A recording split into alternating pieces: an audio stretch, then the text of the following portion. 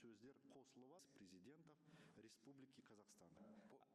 По 48-й. В течение месяца лицо приводится деп санаймын.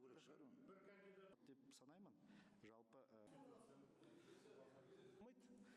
это исключительно. Если несколько раз не утверждается, то бірлеттік емес қой, бұл болашақтың заңы. Жалпы санның көпшілік даусымен білдірілді. Соны ескере отырып жасалған нәрсе ғой. Бүгінгі Ұсынысты осы ретте болғанша повторно дегеннен мысалы мақшасында да Қазақстан деген сөз қосылып деген сөздің орнына Казахстан Республикасы. Они именно заложили эту идею о том, что приемлемое, в целом, наверное, можно дать себя,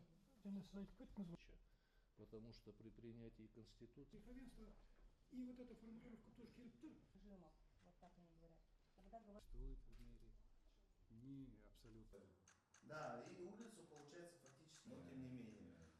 И это, сейчас я просто не видел в последней статье, в том числе мои налоги.